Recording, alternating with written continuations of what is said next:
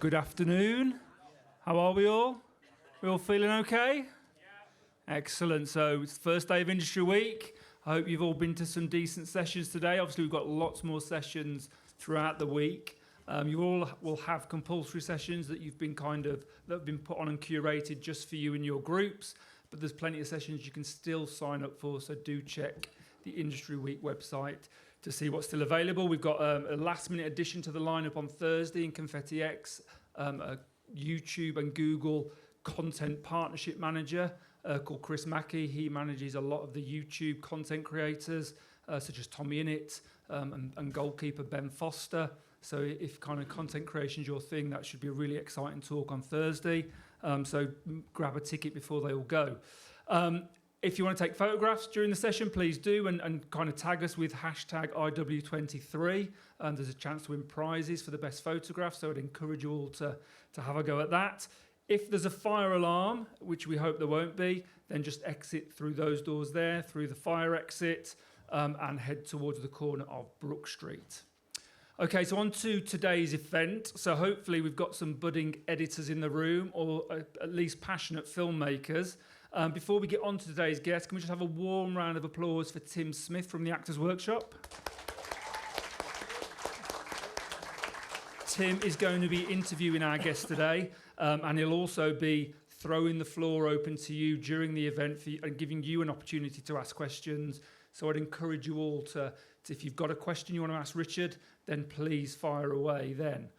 So on to today's guest. I first met this guest, Richard Graham, in 2007. So if you were, he would have been teaching VS7 then. So we've got some VS21 students or VS22 students in the room? Yeah. Well, Richard would have taught VS7 way back when, yes. But Richard didn't stay with us very long because Richard is a hugely talented editor. And at the same time he was teaching here, he developed a working relationship with Shane Meadows and started to work with Shane Meadows on some feature films and some short films. And since then, he went off to London. And since then, he's had a brilliant career as an editor, mainly in television, but also has worked on some feature films. If you've watched The Crown on Netflix, he was one of the chief editors on the current series that you can see on Netflix, and he's currently engrossed in Series 6 as well. So please give a warm welcome to Richard Graham.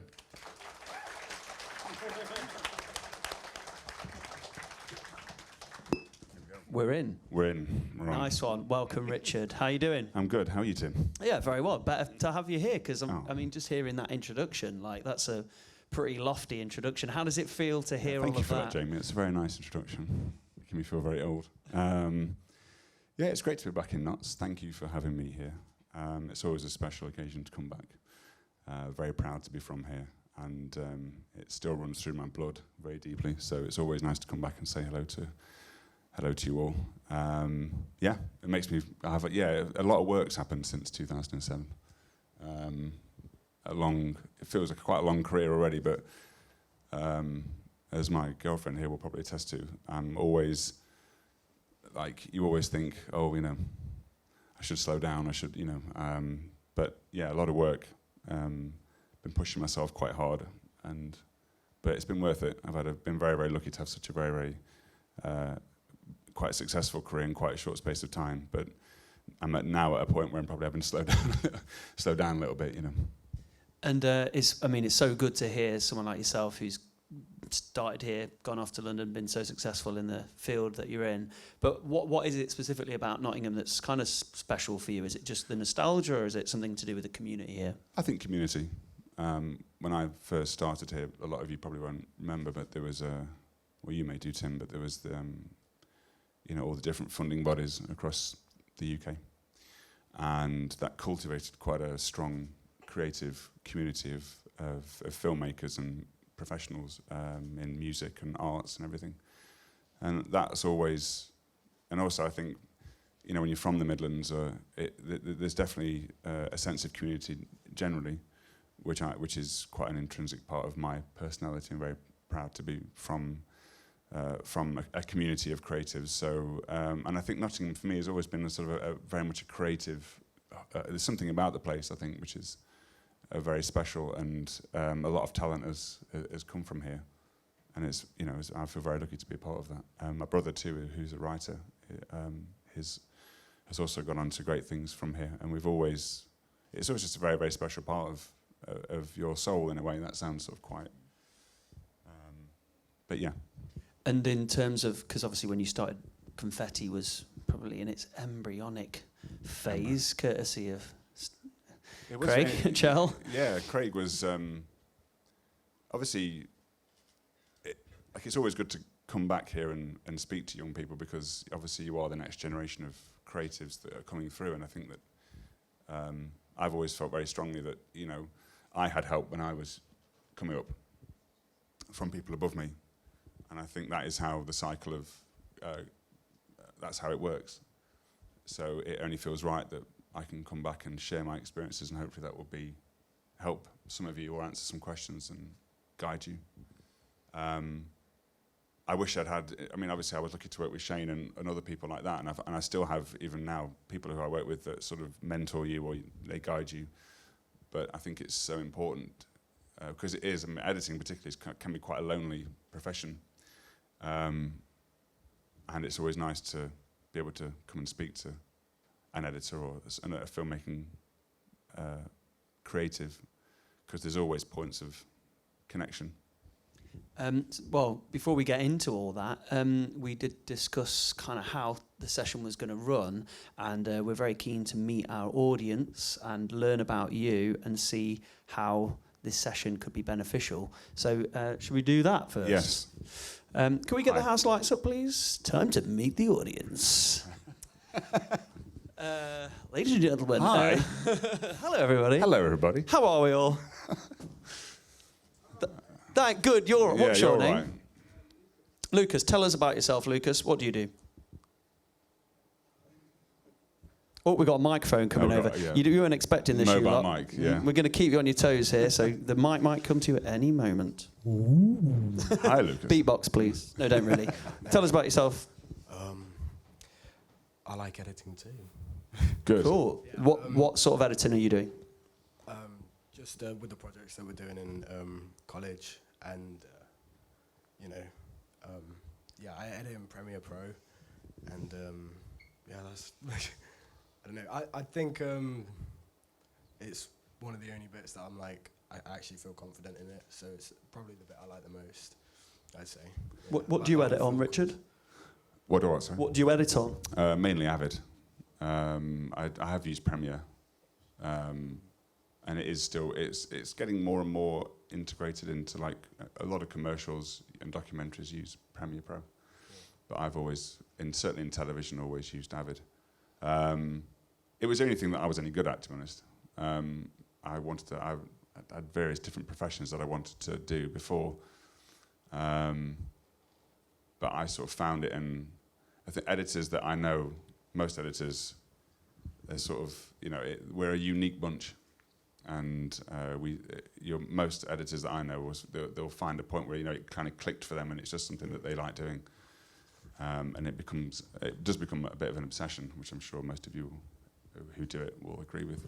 Is Avid the sort of industry standard still? Yeah, Once I would say upon a so. time it always was. I would say so. Yeah. Do you think that's much of a barrier to entry? Lucas, right? Yeah. So is that much of a barrier to someone like Lucas who comes up in Pro and then ends up having to switch? I think you'll be fine, Lucas. I think if you Avid, the latest version of Avid is definitely more user-friendly, I would say, for people who have used Premiere. Yeah. So I think, it won't take you long to get acclimatized to it. You can use your keyboard shortcuts. For me, it's all about keyboard shortcuts, to get geeky for a second. Do I have to? I quite like Premiere. Well, there you go then. We can bring your Premiere Pro keyboard settings into Avid, and then set it up how you want it. I will say this a lot this afternoon. I really think that one thing I did, because for years, when I first started, I was always on Final Cut Pro 7, which you probably don't remember, but it was, for me, that was all that's what I learned on, how I learned to edit. And I'd interviewed for about 2 or 3 jobs in TV, and I had not got them because I didn't work on Avid. They were like, you can't do this job because you don't know Avid, which I was, to put it mildly, pissed off about, obviously. But I think then I went and learned Avid, it was actually on Skins. They gave me a couple of days on Avid, and I don't know what I built it up in my head that this is like, you know, the Tower of Avid, that I couldn't, you know, I would never. It was always going to be like my sort of nemesis, and wouldn't be able to get it. But you know, 2 days in, I'd kind of learnt it, and I really think I would encourage you to. It's not about what platform you work on. It's about your editing brain in terms of how you know, your style and the way you tell stories visually. The tool that you use to do it is, don't, you know, learn it all. You can learn Avid, you can learn Premiere, you know, you can get, that's the easy part. The harder part is developing your own individual editing language and your own style, which I think which I would encourage you all to you know, grow rather than how quick you can edit on Avid, or because that's the easier part, I think. Thank you, Lucas. It's been a pleasure talking to you. Are there any other editors in the room? Wave your hand at us. Oh, we got some down here. Just so you don't have to go too far. Let's meet this person. What's your name? Sorry. I'm Finn. And Finn. That's a catchy name. Just call you and for short. So Finn, what are you editing at the moment? I've used Premiere Pro, but at the moment I'm using DaVinci Resolve. Yeah. I worked on DaVinci Resolve for, I think, a morning, and what's great about it is I think that it is helping filmmakers you can edit on it, and you can grade on it, can't you, as well? You can do all sorts of things. Yeah. And I think it's free, isn't it, at like the entry level, and then you have to pay for the extra bits. Is that right? Yeah. That's why I got it, because it was free. Yeah. I thought I could just use it all the time. Best reason to get it. Because you've got the mic, do you want to ask any questions, Finn, while you've got the mic? I don't know what I'd ask.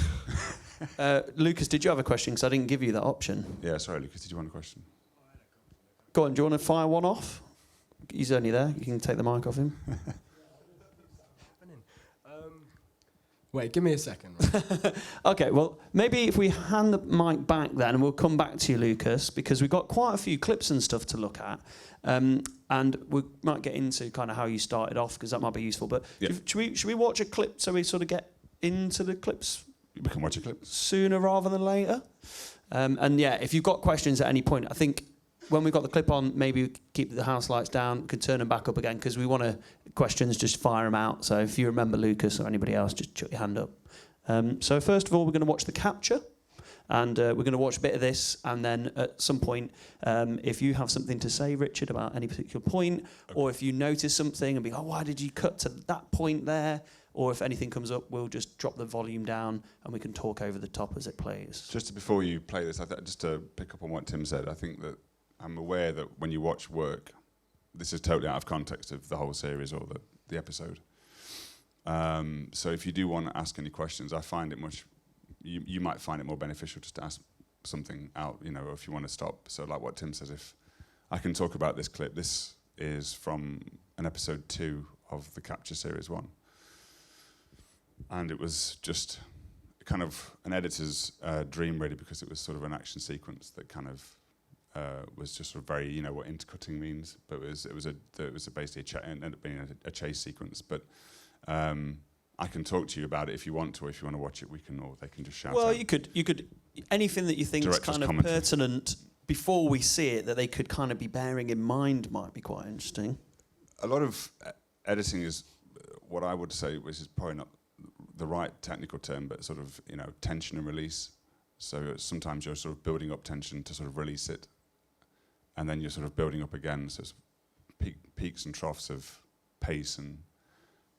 So I think we start off, if my memory serves me correctly, we start off in an apartment with this guy is sort of looking for someone, and then results in a chase sequence. So if you look at how it's paced, the director, who's an amazing director, was very keen to sort of make it, you know, sort of quite long tension building, then action. So you'll see it anyway. So yeah, we're looking at the build-up of tension and then how it kind of releases into action. Yeah, cool. Oh, do I need to move? Just want to spin a little in the background. Yeah. So if you see something that's interesting, is there any? You've seen some of Richard's work now. If you hadn't seen it before, is there any questions from anybody from what we've already been chatting about? There's a gentleman over there, I think, with a hand up. Hi. Hi. You mentioned the composition. In regards to the music, at what point is it kind of integrated into the edit? And how does it influence the way you're editing? Because at points it looks like you're kind of cutting on the beat. Yeah. But I wasn't sure how that worked depending on when the composition is integrated into the edit. Yeah, it's a very good question. I mean, on something like this, I would put it down. I would find a music track. You find the music track. Well, for something like this, the composer didn't really come on until, say, towards the end of the editing process. So we had to use a lot of temp music.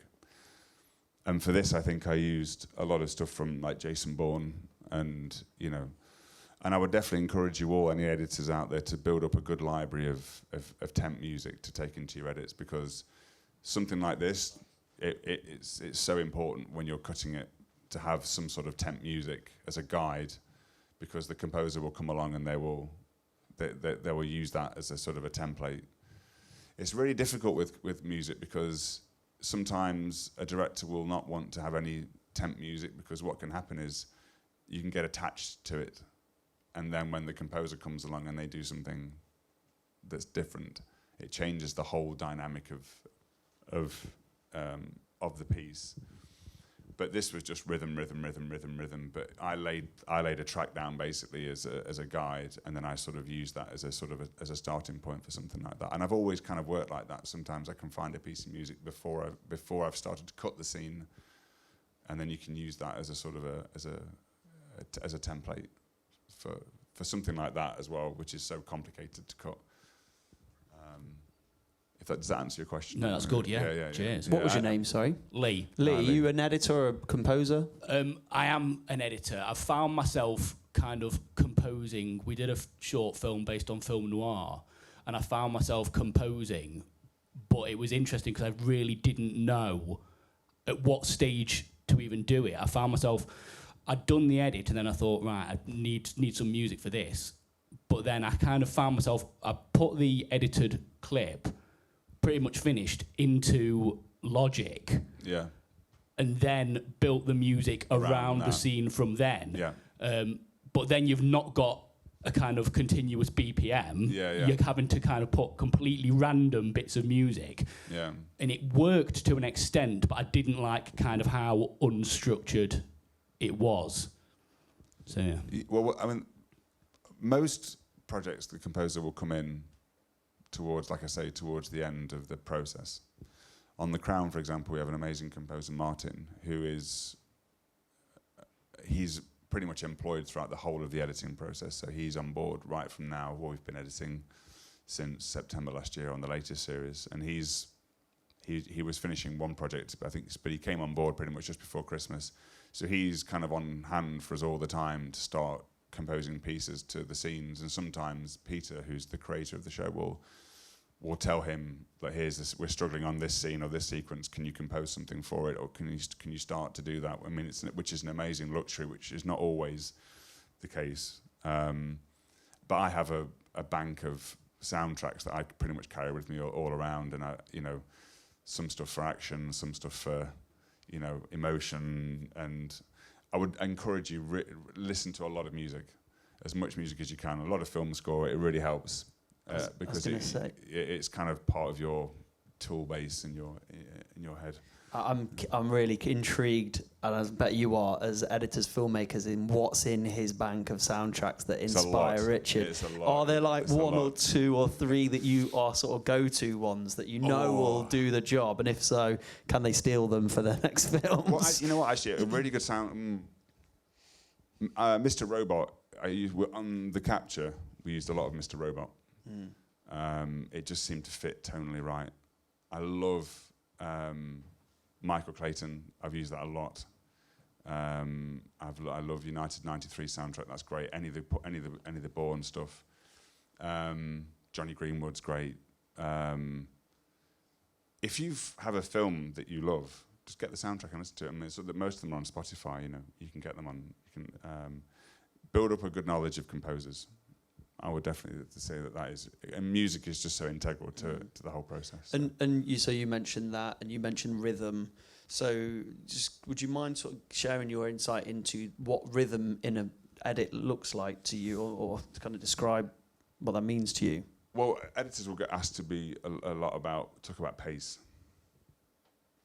Pace it up, make it slower, make it quicker. Make it quicker there, but don't make it quicker there. Slow that down, make that good. Make that faster, make it good. Make that good. So, yeah, so can you just make it work? That's what a lot of Do you get that a lot? Just Yeah. please, just make it work. Okay.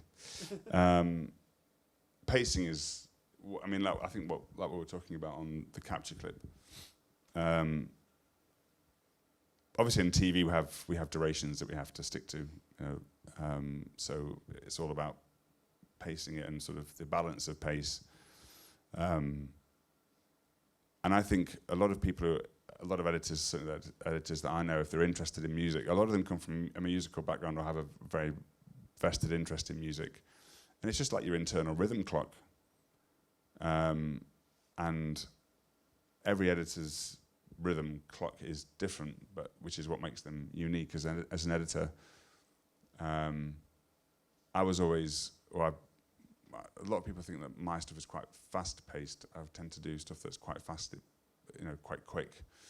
And other editors can sort of be more sort of naturally slower editors. It's just kind of our natural rhythm. I guess it's like an internal metronome. No pun intended. And is there any writers in the room? Any sort of people predominantly keen on writing? Person down here. There's one down here. I suppose the reason I asked that is because I'm assuming that the writer's duty is to kind of find that rhythm and pace as well. And then, so is it sort of apparent from the script?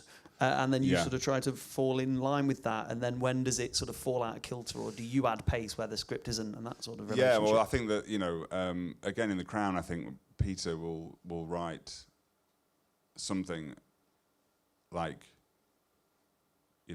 you can have a line of dialogue, a car goes through the trees, in the hills in Scotland or something, which is like 2 lines of dialogue, but then the director can shoot 45 minutes worth of that. So you kind of have to make it what you're in. Well, I guess you've got, first and foremost, you've got the script and the writer's sort of vision. You that then goes to the director, and then they put their vision on top of that, and then you've got your vision on top of that. So by the time it gets to you, and then obviously the actors as well, and their interpretation of it. So my brother, who's a writer, actually said it well. He said, as soon as I've written something, I just hand it over. That's kind of my stage done. And then when the director gets it, then they direct it. Then they give it to the editor, and they cut it with the editor. And then that's their stage done. So it's all about the different interpretations of that piece of work as it goes through the machine of production. What it becomes.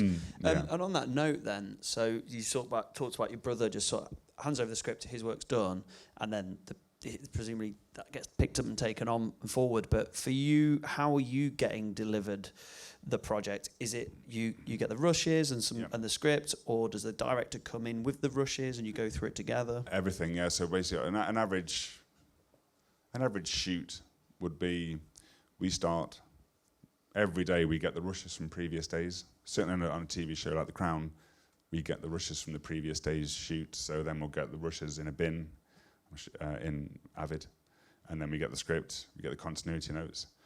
How I work is I watch everything, make notes, make selects, draft that out, and then through that's the sort of the stem of how I create something. So you sort of draft it all out, you pick your moments, pick your lines, and then you sort of start to sort of find points where, I have to be honest, sometimes I do ignore the script. Only because, not ignore it because it's irrelevant, but you have to try and find the natural rhythm of the footage and what the actors were doing and how the director was directing and what the DOP was doing, and then you sort of slowly start to find the sort of connective tissue between the shots, and you go, well, that bit's good, I might put that bit there. Oh, that's a good shot. Oh, I like that bit. That's good. And then it's like that for days and days and days, and you slowly build up the episode or the film as you go along, and it's basically like a jigsaw. And by the end of that shoot, you've got something that roughly assembles, which is what we call an assembly of that work. And then you go through it again with the director. On The Crown, again, or actually on most shoots, the director will usually call you and go, that was really shit. That was really good. Don't use that. Use that. If you can avoid using that, that was, you know. So there's always usually a conversation going on with the director all the time, because they were there. And actually, some directors have left me alone, but mainly you're talking to them on a daily basis. Yeah.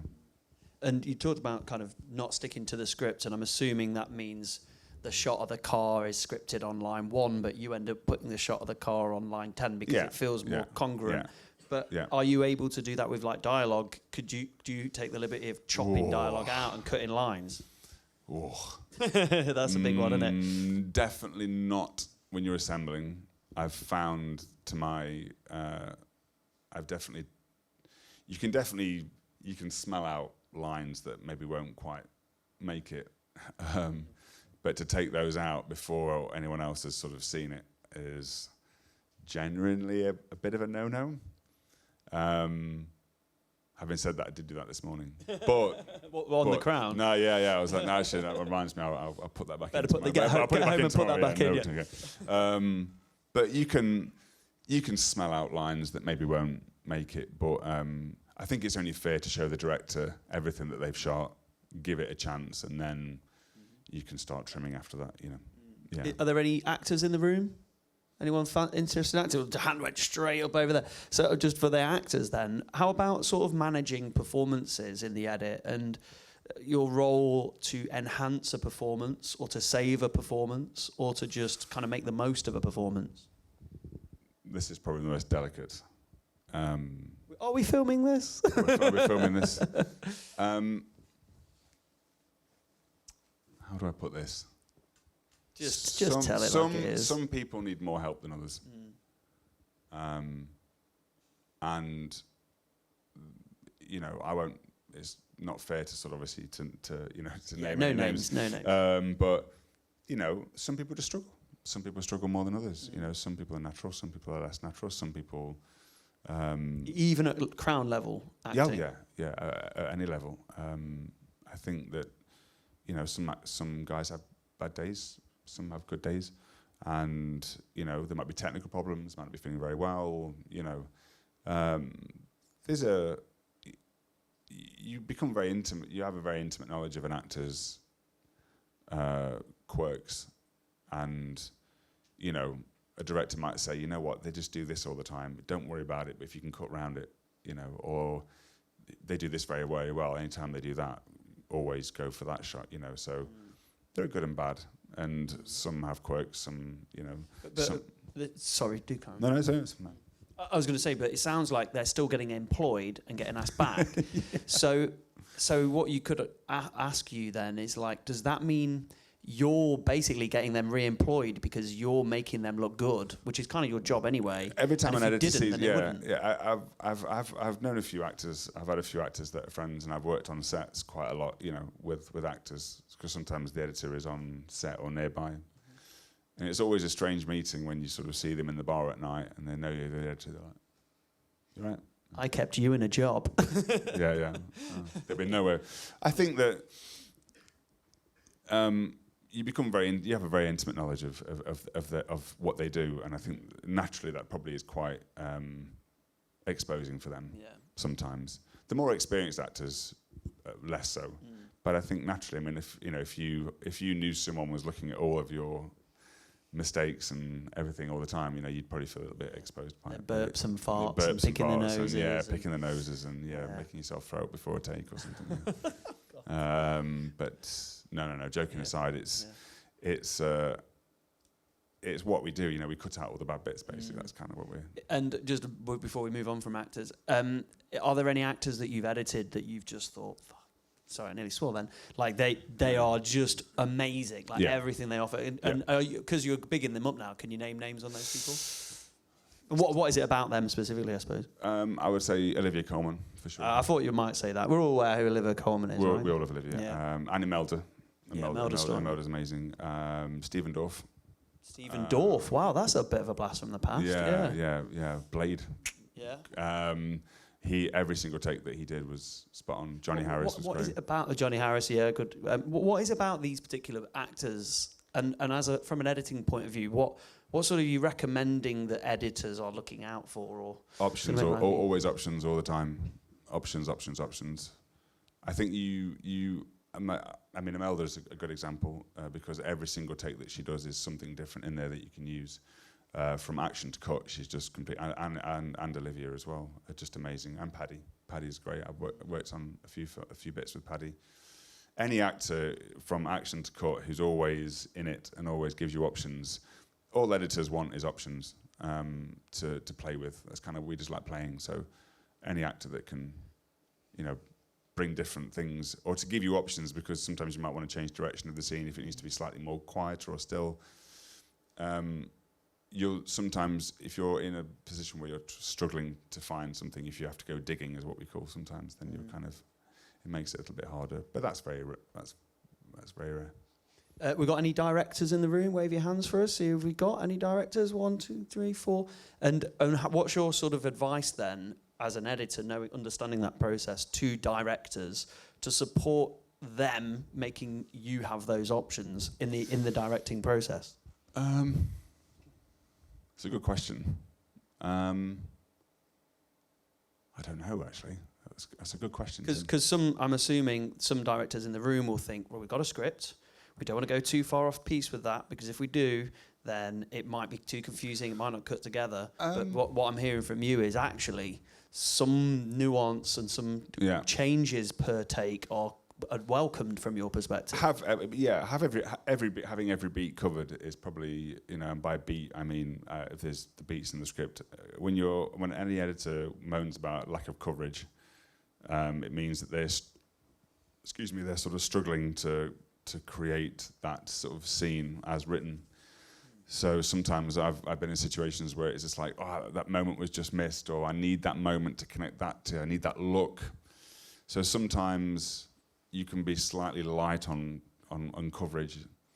And the best directors, I think, I don't know if you know this term, but blocking, which is basically means they block the scene out. So 2 guys walk into a bar, there's 2 girls sat at the bar, they go over to the, if everything is covered well, then it makes editing that sort of scene or that moment much easier. If you've got that scene just covered 6 times in one shot, then it's much harder than if you've got a wide, a mid, a close-up, a reverse close-up. You know what I mean? We can do more with it. So options and coverage is always what we want. So you just discovered. Does that make sense? If that makes sense. But you just discussed the one shot there, which again can be. Oh yeah, those ones. But I'm sure some of the filmmakers here might be. Has a guess? Anyone thinking about using a one shot in there? Do you know what a one shot is? What's a one shot? Put your hand up if you know what a one shot is. I can't assume that everyone understands that. And some directors. His hand's twitching like wants to say. You're the director. Go, no, there's good. It's because we're all learning here, aren't we? That's the... As a 2-shot, 3-shot. So you're thinking about one person. So I don't think we're quite talking about that. Do you want to explain what a one-shot is? And this is, some directors have a style of they'll just do the whole scene in one shot, basically. So they may have a steady cam, they may follow the person into the room, they go around, they do everything all in one shot. And then, so we've only got that one shot to play with. You might be thinking of like a 2-shot with 2 people in the shot, yeah. Which is a thing, yeah. Which absolutely. Is a thing. But yeah, any scene that's, I mean, also sometimes, that's been the director's style. I did a Skins episode years ago where the director pretty much was like, I'm just going to cover it all in pretty much one take. Most scenes were shot in one take as one shot. It limits my options, but I just had to cut less. That's kind of fine. I suppose makes your day a bit lighter, I suppose. Yeah, exactly. You're just like, I'll cut there then. And that was it. And it's different. And also sometimes you can get too much footage. So if someone's covered everything with 4 cameras, and you then have to sort of digest it all. But it really is dependent upon. Just be considerate of what you're shooting, I think, and how you're shooting it, and to make sure that you're covered in terms of every angle or possible beat that you can. Just on the time front, this is a bit of a dirty question. I'm sure they'll be interested though.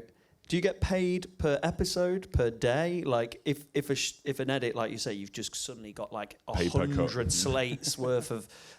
No, we get paid per week. So Yeah. But, and are you on like a 9 till 5 and you knock off because, and then if you haven't got everything done in that time, then you come back for overtime or. Usually editors get paid per week, and we're contracted for so many weeks per episode or per film. Till it's done. Till it's done, basically. And what if you long it out? Sometimes the budget can run out, and then you're working over that. But that's slightly more on film than it is on TV. TV usually get a certain amount of period of time where you're going to be employed for X amount of weeks. You get paid per week, and then we always do more hours than probably what we should. I'm trying to do that less now as I'm getting older and hopefully wiser. But when I first started out, I was just completely just hell for leather all the time, every day, 12 hours a day plus, just to get my career into a place where It's paid off though. Well, I hope so. Yeah, but would you recommend that to no, these? No, I don't. I'm sure you'll all get to this point where you get your first job and you want to impress your director or the producers and stuff, and you'll want to work like hell for leather, which I did, and most people will do. But I just think, look after your mental health and look after your well-being as well. Time away sometimes is good as time at the desk working. I didn't really think about that for most of my 30s. It was pretty much like, that was a lot of work. But, I would definitely say, and also now as well, people are realising more and more that mental health is really important, and physical health as well. So, balance is key for sure. Yeah. And just maybe if we look at the next clip in a second, but just for that, why do you do it? What is it about editing for you that's kept you doing it for so long? Probably the only thing I was ever really good at, or I felt that I was good at it. I think I feel that I'm a good editor. Like I feel that I just enjoy it so much. I get to go to work and edit TV programs every day. So I'm kind of like, I feel really lucky and blessed to be able to do that, and I earn a living out of it, and I can I have a nice life, and I've travelled a lot. So it is kind of a way of life. My girlfriend, who's an editor, is here. We talk about editing a lot. You talk about films a lot. It becomes a way of life for you. But I think most editors, if they're good editors, are like that. I don't know most editors that don't sort of just live the life of that, from what I know anyway. Yeah.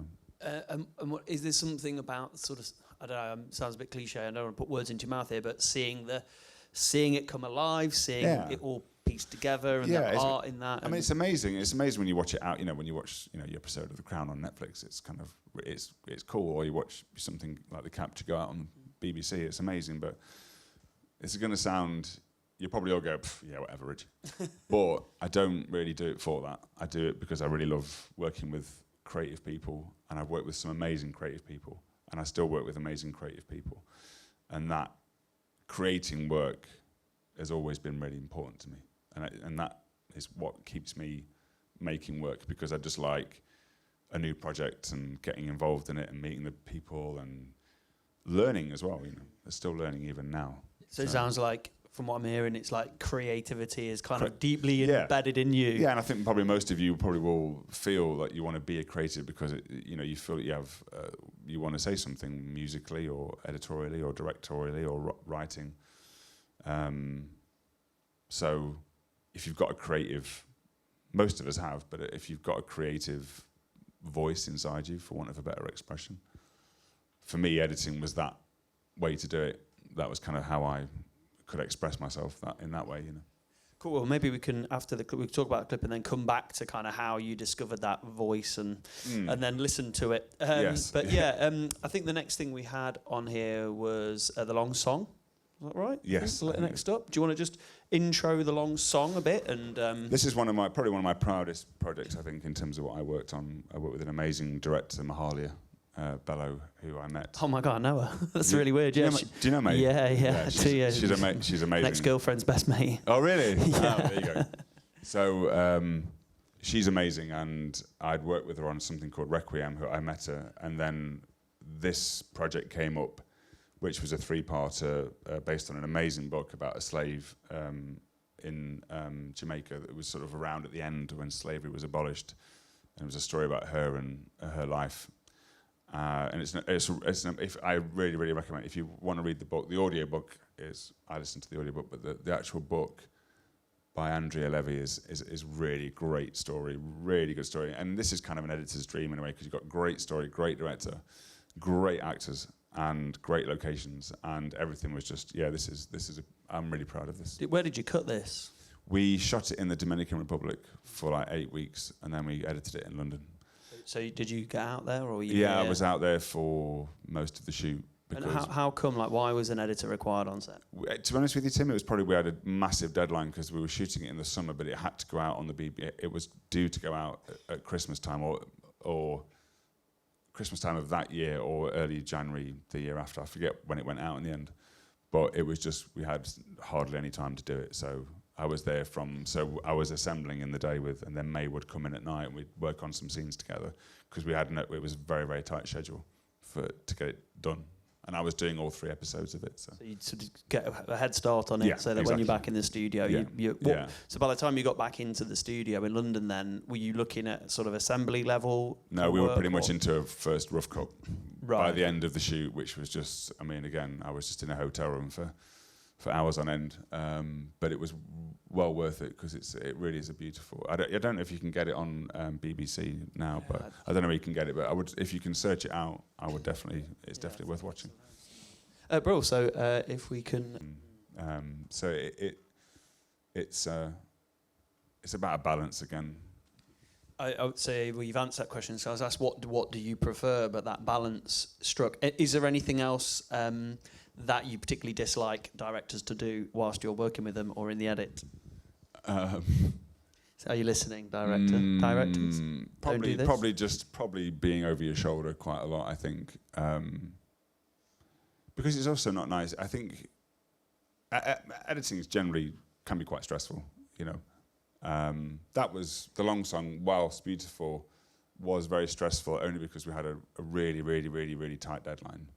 So you have to be creative every day without fail. You have to come in and bring your A game every day because you're always trying to solve problems or trying to sort of just get through the work.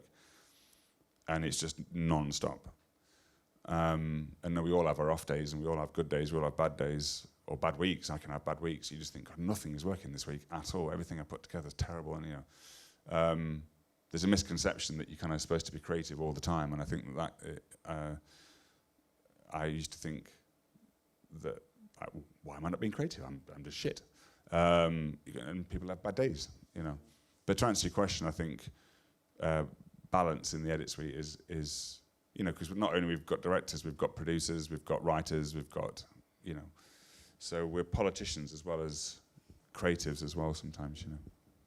Is there anything you do? So I think we'll just come to questions in a minute because I'm aware that there might be, we haven't got loads of time now, so I'm interested in that. But is there anything else that you do to kind of stimulate your creativity so you can kind of foster that?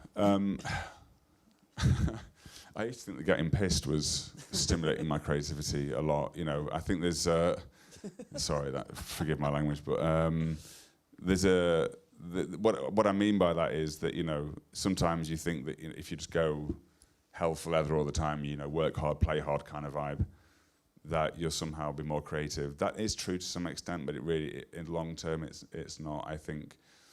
I definitely think I've realised that I need time away as much as I need time at the controls, as it were. So I go to the gym now. I try to be healthy. I don't watch much. I try not to watch a lot. It's quite surprising. Yeah, you say that. and I know. I really am selective in what I watch these days because it can sometimes feel like work if you're watching something. Maybe watching stuff that's directly linked to what I'm working on, I try and avoid. I love documentaries, and I kind of like, I hate to admit it, but I watch quite a lot of YouTube and stuff like that sometimes. But if there's something, if I'm doing a project, I tend to watch stuff before I start, so my mind's in that sort of headspace. But I try to limit my screen time is basically what I try and do now, because we've all got screens, phones, iPads. So I'm just conscious of how much I look at screens and how much I, do that. And, obviously, you can't not watch stuff because there's loads of great stuff out there to watch. But I just think, again, balance is the key for me. With The Crown, would you watch all of the pre-episodes of The Crown that you haven't worked on? You'd Yeah, binge yeah, it for sure. all Yeah, and but anything I'm- like The Crown? I have to be honest, I am a bit of a diehard Crown fan. I Me like too. I loved the show before I kind of worked on it. I'd watched it a lot, several times. So and I've watched it again during it. But I mean, it's just a wonderful show. And What was that like then, getting that gig, like as a fan? yeah, it was pretty special. I was like, and I still, even now, and I still sometimes pinch myself a little bit because it's a massive show, obviously, and I'm very looking. It's like the biggest show, one of the biggest shows, isn't it? Yeah, actually, what is the biggest show? It's We're The Crown. having this debate the other day. Like, I think The Last of Us is the most The expensive. Last of Us at is the probably minute. pretty big now, isn't it? And Mindhunter was pretty massive.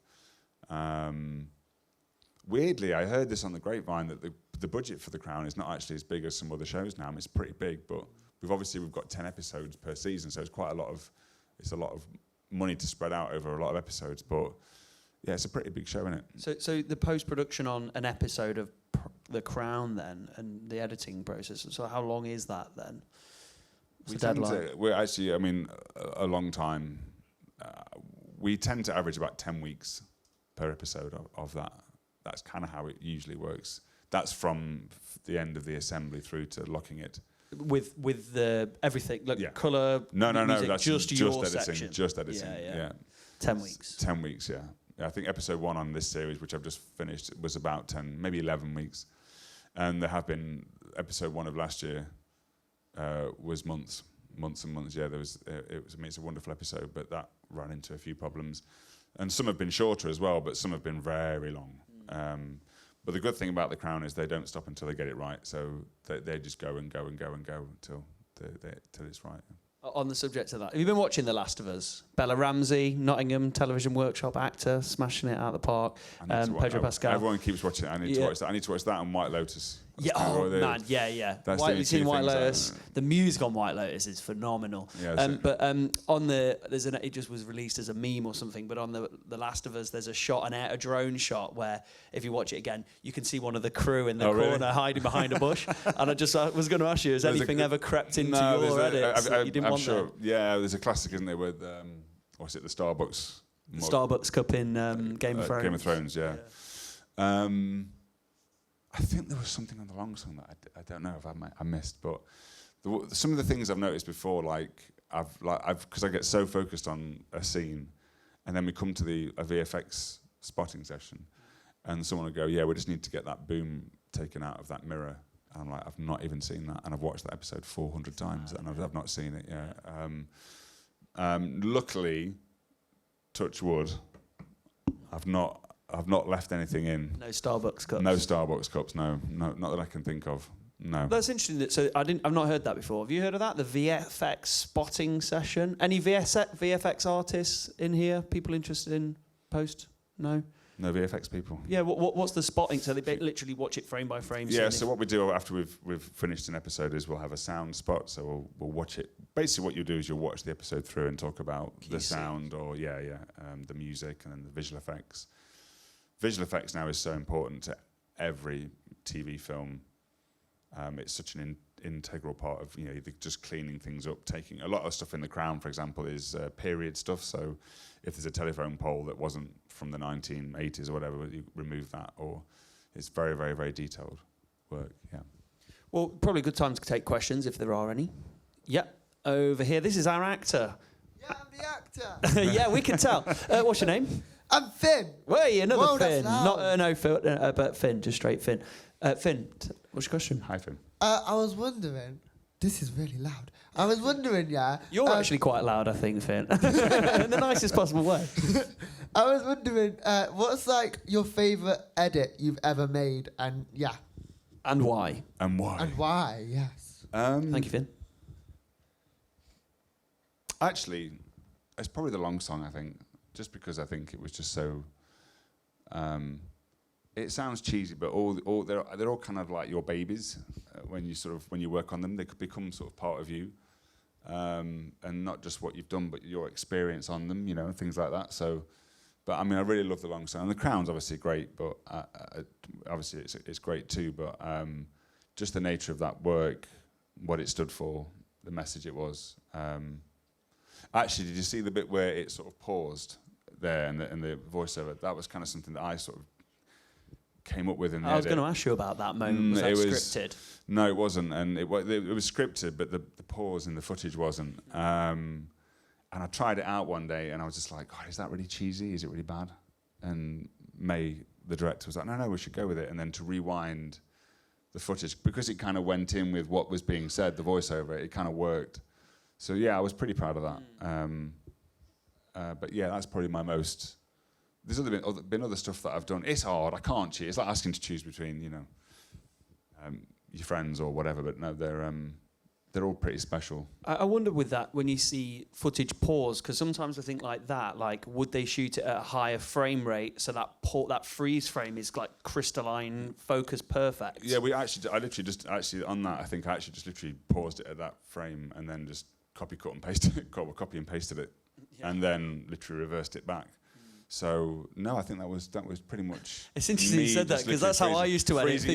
Thinking this isn't the right way of doing it, but I'm glad you're doing that. That is how it. That's how I did it. Yeah, that's interesting. Yeah. It's Mahalia Bello. She went to NTS, didn't she? She did go to NFTS. Yeah. I always say Mahalia. Sorry, Mahalia. It's Mahalia. Mahalia, yeah. It's Mahalia. And there's another Mahalia, very famous musician from Leicester. Is there any more questions before we can move on to new clips? There's two down here, our director friend and somebody in that corner. Okay. You've got a mic, might as well use it. Finn did. Yeah, might as well. Okay. So. It's on. You just talk. Okay, so... There we go. I was, in fact, going to ask the same question as my good mate Finn, so I think I'll ask the opposite to that. What has been the most difficult piece of edit that you've had to work on? God. It's a good question. Does he dare answer it, is the question. I think projects that are... The diplomatic response. The diplomatic response. I've worked on a few things that I think probably deserved a better life than they got. Because when you work on something, you always invest emotionally into something, and I think any project that you invest in, you all kind of give a piece of yourself to it. And I think any time where you think that should have done, or I would have wanted it to have done better, not from an egotistical standpoint, but you can sweat blood and tears over projects, whether you're an actor or whether you're a writer or whatever. And when you feel that you just go, oh man, I put everything into that, and it didn't quite get the recognition that it should have done. Can you say what sort of projects they were? Because you're not badding them up now. You're saying they were brilliant. They just didn't quite land in the way. I would. I've done a few films that I really sweated over, and took a few hits on, and I think that's another thing I would prepare yourself for as well. Is you're not always going to do the next best. You're not always going to do The Last of Us. You're not always going to do The Crown. You're not always going to do, the next big thing. And you will do stuff that you'll put a lot of time and effort into, and it won't do as well as, or it won't be as liked. Now, again, for the record, you don't do it to be liked, but I think you do it because you naturally want it to be a successful piece of work. And sometimes, I've had things where I've gone, on the capture, we thought it was like, we did think halfway through, like, is anyone going to get this? Is anyone going to understand this? Because this is weird. And it was massive. And also stuff that I've worked on that I thought was going to be great that, kind of disappeared. And because there's so much choice now, you are going up against a lot of different programs or films or even TikTok videos or whatever your medium is. You're always going to be pitching yourself against other people. So I just think it's just be prepared to take hits as well as, I don't know, I've lost my train. Yeah. Be prepared for success and failure. Yeah, It's how you manage your blood, sweat and tears isn't going to necessarily translate exactly. So enjoy the process. Fame and fortune. Yeah, for sure. Is it Sam? Did you have a question? Is it Sam over there? Yeah. Do you want to pass the mic? How did you go about making that jump from like smaller productions, short films, music videos, whatever, to like quite big gigs with Netflix and the BBC, etc.? I did a film, which again didn't really do that well, but a producer that saw a film that I worked on was a producer on Skins, and he came up to me and he contacted I was very fortunate to get an agent on the back of working with Shane, and he'd seen this film that I did, but actually didn't really do. It got released in cinemas, but it wasn't massive, and he'd seen that, and then he'd met me. Now that probably doesn't answer your question, but I think what I would say is, to sound cheesy, but I've always believed that work breeds work. So as long as you're working hard and doing stuff, people will see it eventually. And I think that sounds like, oh yeah, Rich, of course, because what happened to you. I said, but no, but I was working for 4 or 5 years before I even got, like, you know, I used to do community projects working in the community. And eventually that led to one thing, and it does, you do get there. But you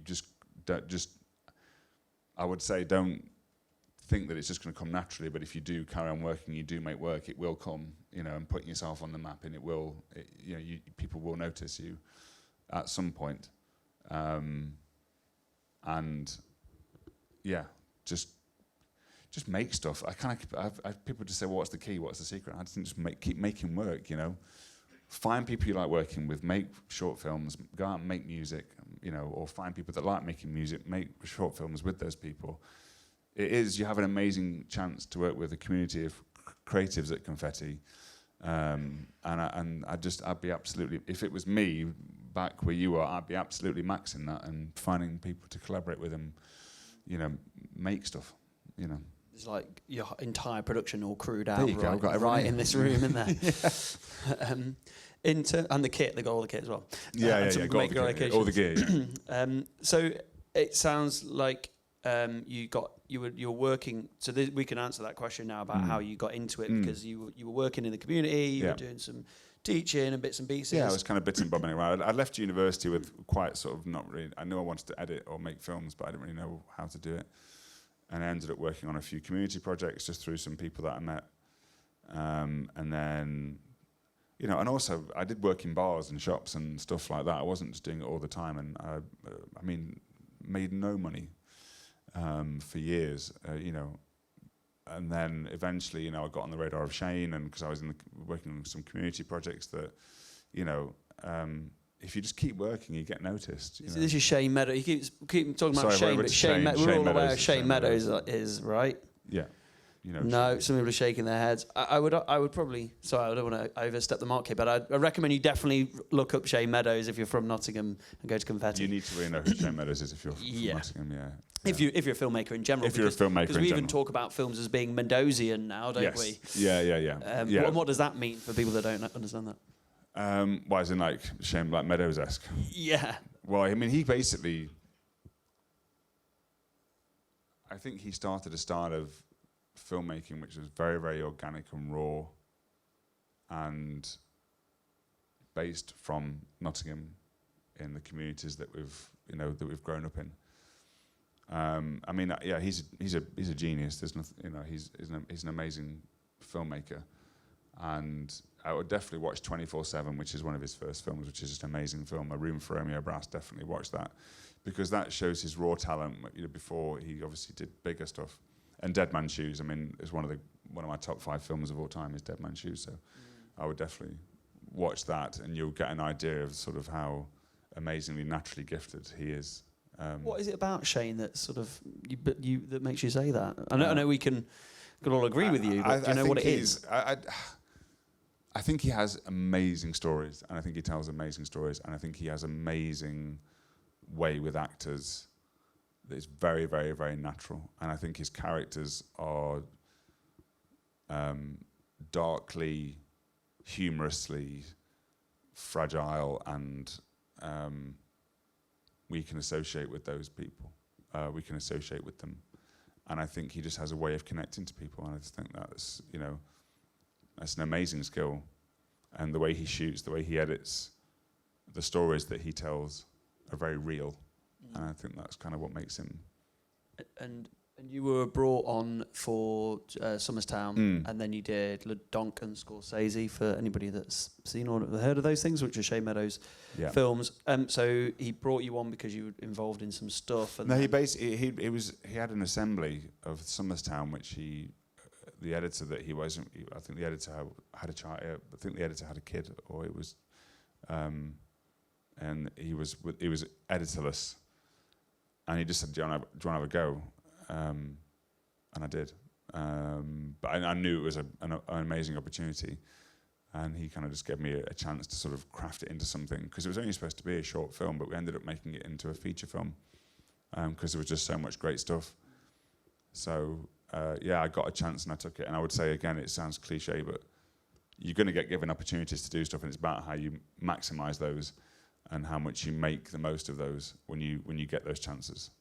And I never look back. It was great, because he's an editor as well, so we were just backing and forthing all the time. I learned so much. And then he presumably sort of saw that and loved that, and then offered you the chance on the next one. Yeah, and then we worked together for sort of four years on various bits and bobs. I was then transitioning into wanting to do more TV work in London, and eventually we went our separate ways. But I learned so much from him. He's a great guy. Yeah. Awesome.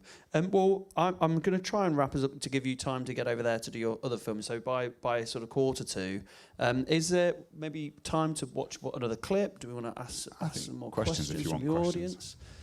Any more questions? Question there from Lucas at the back. And if the questions dry up, then maybe we could watch one more. Yeah. One more clip. We'll see how many we've got left. I was going to ask, you know that, I can't remember the name of it, but it was the clip that you just showed us. Where, The long song. The long song. Yeah, that one. Where was that? And how did you end up working there? Like, how did that whole thing come about? It was based around a plantation towards the end of when slavery was abolished. It was meant to be in Jamaica, I think, but the Dominican Republic, sort of like, I guess the government give grants, for productions to shoot in their country. So it was, we had a local crew. So the crew were from the Dominican Republic, really amazing crew, it was basically, as you'll see at the end of the credits, it's sort of they do those things to sort of promote the country as well, and to promote employment in the country, and to it was a great location. It was really hot though. God, I've never been so hot in my life. It was 100% humidity all the time, and those guys were out in the fields cutting sugarcane. I mean, it was just amazing, amazing stuff. Yeah. Does that answer your question? Sorry, I don't know if that helps. But I was like, so you got the job over here, and then it was a British production, so it was a BBC, but it was filmed over there, and then we edited it back here. Is there any advice you've got in, like, if that was something that you wanted to do, like shooting productions in other places, like, because you could look for a job at the BBC, but I mean, how do you get free holidays? How do I get basically how do you get free holidays? I mean, I probably have been very, very lucky with the productions that I've worked on. I've been to New Orleans. I've been kind of all over the world on different projects, but that was probably because through the luck of they wanting me to be there on the shoot. But what is it you want to do? Editing mainly, or? I like writing. Yeah. Write something that's set in the Dominican Republic. I'd rather go to Antarctica. Yeah, Antarctica. Well, there you go. Write something for Antarctica. I mean, the world is so international now in terms of production that you are pretty much likely at some point to be going, abroad or working abroad. Sadly, I can't tell you how to do that, but I think,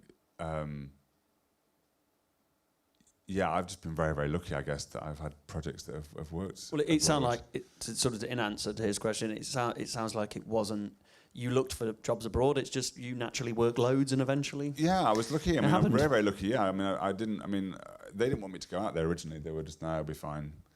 stay in the UK, but the time difference, because I wasn't getting the rushes until like 2 days later because of internet connection speeds. It was just too slow, and it was taking too long. So they flew me out there with my iMac. I ended up being out there just purely because it had to be done quite quick. Yeah. Thank you very much. Sorry Lucas. if that doesn't really answer your question as much. Any more questions? Just while we assert, I think there's a question coming. Just while I pass the mark, like I don't know.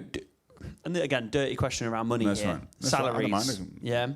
Like Salaries. as an editor, like what's your kind of salary prospects looking like? Pretty good.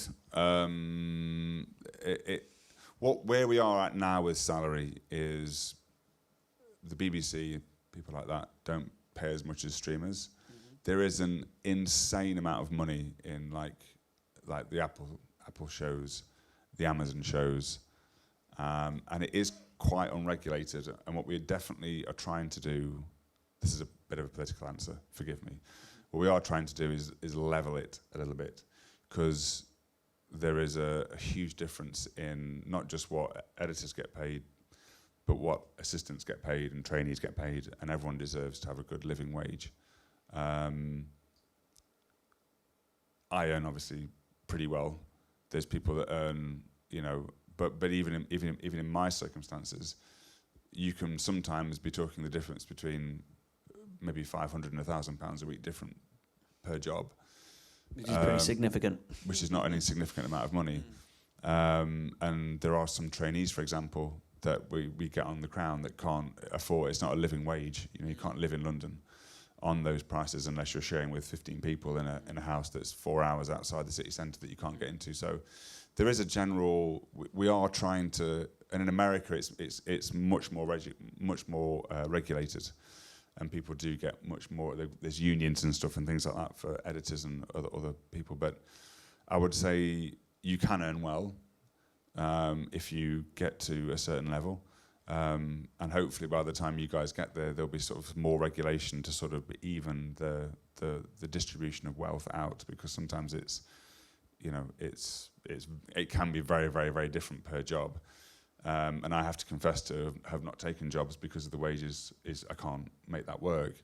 And I know other trainees and other people that go, I'd love to work in the industry, but I can't afford to live on that wage. So we are trying to get it better, more manageable and more livable. Yeah. If that answers your question politically. Yeah, I think so. It's not an easy question to answer. I understand that. But no, I don't mind talking about money. I think money is important to talk about. Everyone deserves to get paid for the work they do.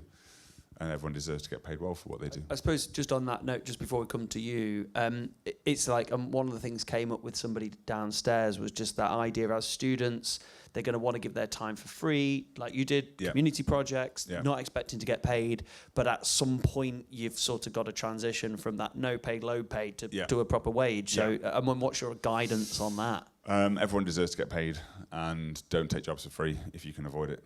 I think it does a lot for your mental health.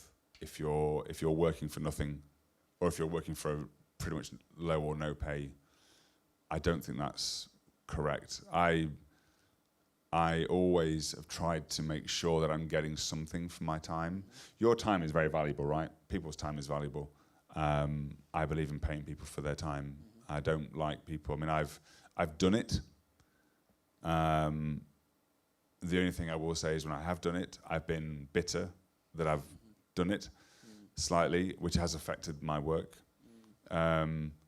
Always make sure you're getting something for your time, because your time is precious, and your time and your work and your creative work is very, very valuable. And don't forget that. Sometimes I forget. It's just like, no, I am being employed because I have a creative brain. I need to be recompensed for that, either financially or through other ways. So just to make sure you always try and get something for something, not something for nothing. Thank you, Richard. Question? I was going to ask, would you recommend taking influence from TV shows or movies for your projects, either director or editor? Yeah, always. I mean, I think when I've gone for interviews for stuff, I've always had a bit of a guidance from the production, or the director likes this show, or we're trying to make it like this. And I know I say I don't watch a lot of stuff, but I am. It's always good to have a knowledge of certain things. So think out. Say if you're interested, or like the capture was very much like, it was very Jason Bourne, it was very James Bond, it was very thrillery. So I did watch a lot of that sort of stuff before I went for that interview, and sort of wanted to sort of put myself in that mindset when I was editing it. The long song was slightly different. It was, actually I don't know what I watched for the long song. But yeah, I tend to try and get myself into the mind space of whatever I'm working. But I just then, when I'm doing it, I don't tend to watch a lot of stuff outside of that, because you tend to get influenced a lot by what you watch. Does that answer your question? Is that a Yeah, good it answer? does, thank you. Well, while we wrap up, is it worth listening to a bit of Ian Brown? Yeah, go on. Do some questions over a bit of Ian Brown, yeah? Yeah, why not? So that's the From Chaos to Harmony. Is that Yeah, is From that right? Chaos to Harmony. Yeah. Harmony. So yeah, if we can stick that on then, and while it's playing, because it's quite a long intro. It is a long into intro the for song, this. so that Yeah, buys yeah. us some time to tell us a little bit about it. If that's okay. Yeah, this was... Oh, if you just go back to the beginning, this is the sort of midpoint in the song, isn't it? Oh, yeah, this was... So I got randomly a call from my agent one day going... there's a guy called John Nolan. John is an amazing... John does prosthetics. He makes prosthetics of films. He does like Lord of the Rings, dragons and things and all that kind of stuff. And he's a massive Stone Roses fan. And he'd recorded in...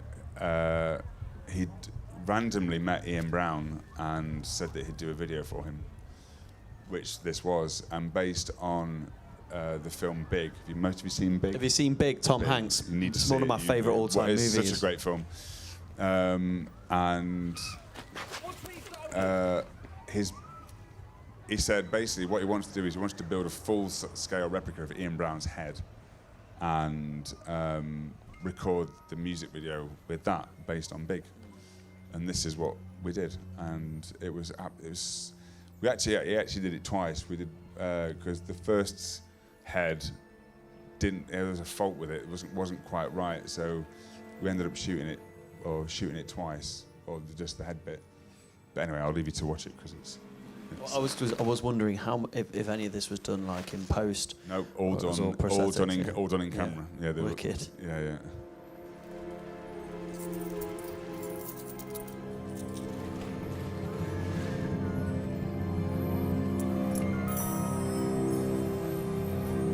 I want to be big. I want to be big. It does look like Josh Baskin, and presumably that's like. Yeah. This guy's an amazing intentional. actor. Yeah. But he built all of this. The director built all of it. He built the whole. Amazing. Where did you shoot this? Margate, I think. Was it? Yeah. And or somewhere like that. you said this was your first music video. How come? How come this is your and only first? music video. I don't know, but what a great first music video to do. I'm assuming people in the audience want to make music videos, right? Any advice in terms of the process? Oh, I mean, this was a kind of a baptism of fire. I was doing it in between projects, but it became like doing a short film. And the director's brother was a composer as well, so he did all this music here. I mean, it is literally Big music, isn't it? Yeah. It's basically based on Big, reconditioned. yeah. I wondered around the sort of copyright issues around it. I know it's not the Big music and it's not Zoltar, but it's... I don't know how he got away with it, to be honest with Yeah. you. I did think, like, how did he get away with doing it all? I mean, it's a pretty much an exact replica, isn't Yeah, it? it is, basically. Did you, when you were sort of then composing the shots in this, sorry, you were editing it, did you lift exact shot replicas from He shot it pretty much Big? as per Big. Yeah, and then yeah. did you watch Big back? I and did kind watch of do- Big. I watched Big twice. Did you? Yeah, So yeah, like the cut point where it goes to the thing, did you sort of match that? Yeah, well, Yeah. I did for the opening, and I was kind of just, it's my sort of homage to John's homage of Big. Yeah. But there was two heads. There was the Zoltar head that you saw at the start, then there was this one, which actually he controlled. And then, yeah, which is amazing.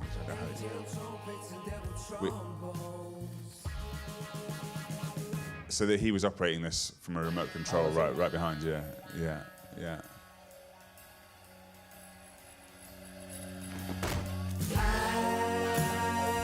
And was it storyboarded Yes. for you? Yeah. Because it wouldn't have a We had script, presumably. we had like 2 or 3 takes of this, so he did it with 2 cameras. So we had this shot and then the profile shot. So basically, and then the shot of the kid dancing and then sort of intercutting it. And And what you'll see in a minute, but the idea was halfway through it, the head explodes, and we only had one take of that. So you can only blow it up once. yeah. Yeah. Oh, you only had one take. Yeah, of one that. take, that was it. One yeah, take wonder, yeah. And then we obviously got Ian in. Yeah. But you said you didn't meet Ian. Oh, we were supposed to, when we released the video, went up to Ian's, has a favourite record shop in Manchester, where this thing is now. I think they put the whole machine there. Oh, sweet. And then Ian went there and sort of signed autographs and stuff. But I didn't get to go. I was away, I think. Oh, that's a shame. Yeah. Because Shane did something with the Stone Roses, didn't he? Shane Meadows did a Stone Roses. He did the Stone Roses documentary, which again, yeah. would have loved to have worked on. Yeah. How do you feel about those jobs that sort of got away? Like, oh, it's a tough one. The jobs that got away, I'm a bit weird. I don't watch anything that I should have worked on. Yeah. No, I can understand that. As an actor, I was the same. It was really hard. When you watch stuff that you think, I should have worked on that. Yeah, it's a bit. I would have done it better. No. My daughter's just in the television workshop. She auditioned for an IKEA advert. She's only 8, and now she sees the little girl on TV. And she's like, it's heartbreaking. It's heartbreaking. Yeah. Again, mental health. Stay away from it. Yeah. Sometimes you can't avoid it though. No. Yeah. So I'll take you to the bit where his head blows up and it's. Yeah, we've definitely got to see the money shot, haven't we? We got to see the money shot. Yeah. Is there any other sort of musicians you would love to work with? No, I wanted to work with Stone Roses. If I don't, Stone Roses would have been my favourite. Oh, here we go. Sure. Yeah.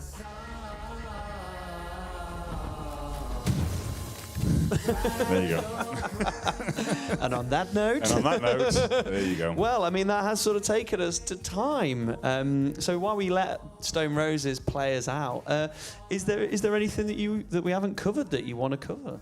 I would ask you if there's anything you want to know. I mean, I don't know if I've been that useful, but I hope I've given you a bit of a. Any last insight. dying breath questions?